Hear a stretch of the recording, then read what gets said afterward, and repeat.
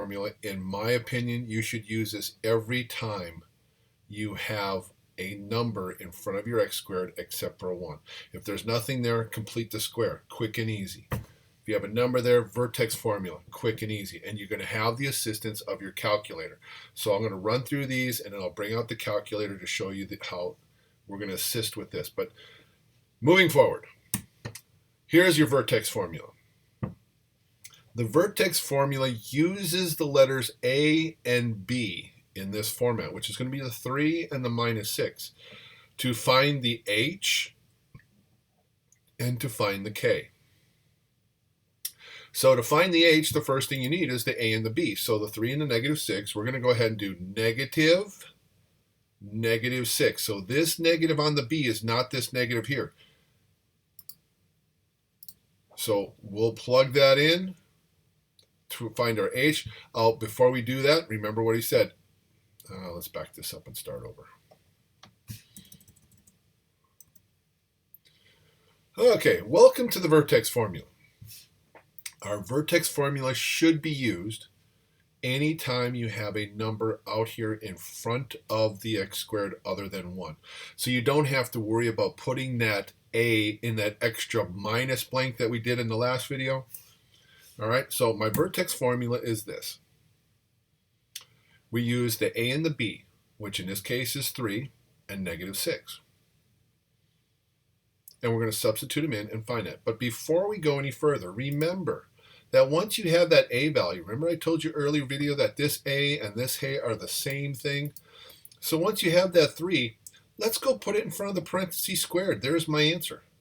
That's what it's got to look like. So all I got to do is find the H and the K, and that's just going to be substitute and simplify. So let's do that.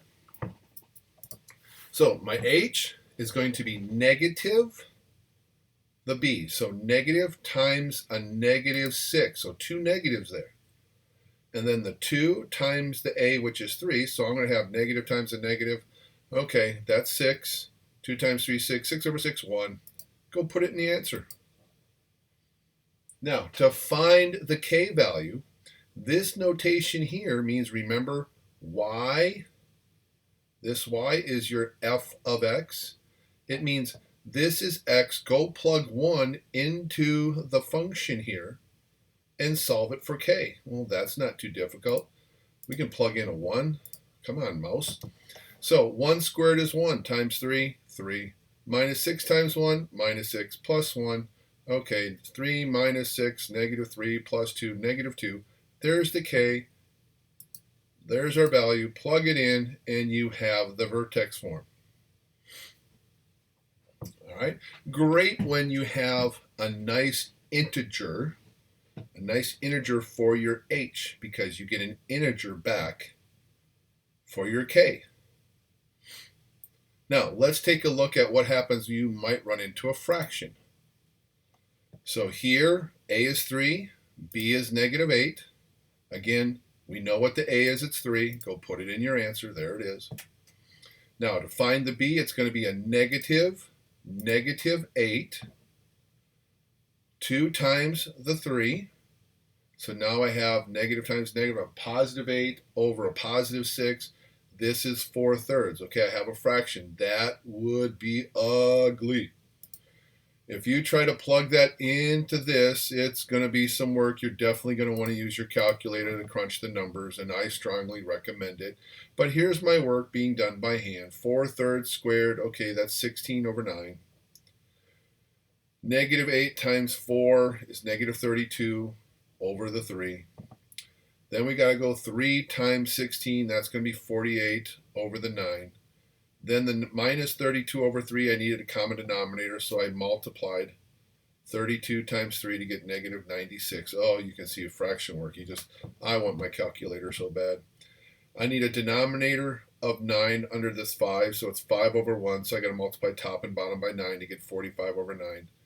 Crunch the top numbers, I get -3 over 9, I get -1/3. There's my K value, we're done. That's pretty tough to live with right there. And again, you can have the calculator do all that. You can type it in to the home screen and let it find all the work. So Let me stop my calculator here, or my PowerPoint, bring out the calculator. We'll work with this problem here. All right, because if I have my calculator, just to show you what the calculator can do, I'll go back to my home screen. So what I'm talking about is that if you know you've got 4/3 here, I could go 3, left parentheses, I can get my fraction, alpha y equals, enter for number 1, put in your 4/3, close the parentheses squared. Whoops. I do this all the time. I keep forgetting that little right arrow there. You got to get yourself out of the denominator before you can close the parentheses. I always forget that. Then let's see, minus 8, parentheses, again the fraction alpha y equals, get your fraction, 4/3, right arrow out of there, close it up, plus 5.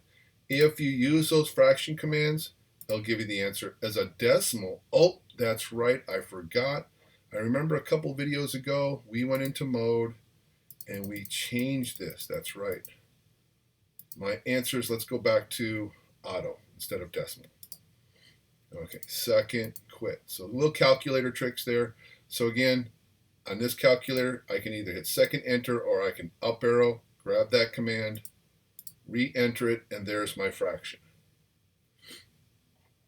The other way you could do this is once you had that decimal there, so let me type that in, negative 0.3333333, a bunch of 3's.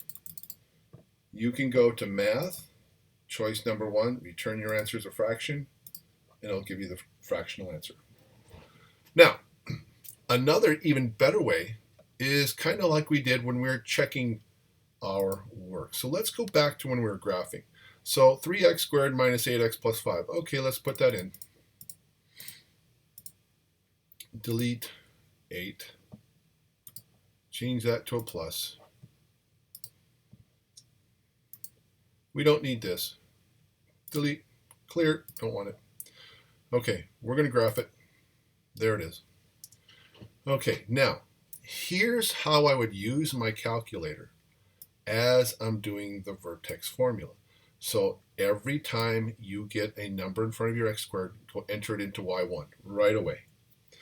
Now, this part, I can do that by hand. And most of the time, I can do it between my ears. So it's 4/3. Now, sometimes you'll make a sign error.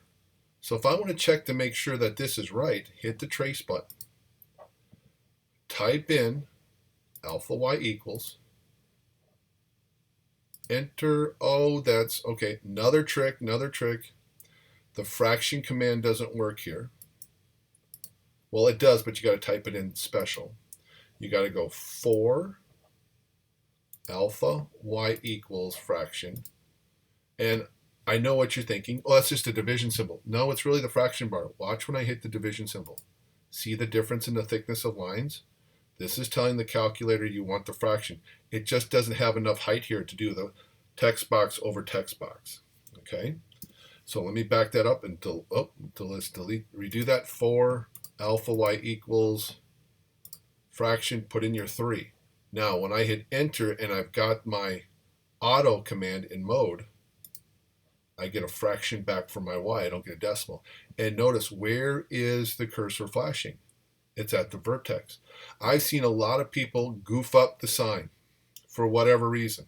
So for example, if we typed in negative 4 alpha y equals fraction 3, enter. Notice it gives me 21. And my cursor is not flashing on the vertex. So that's wrong. I made a sign error. So once you type in your 4/3, it automatically gave me back the negative 1/3. I can plug that right here in. Bada bing, bada boom, you got your answer. Okay? And that works for all of your quadratic functions that start off with something other than x squared.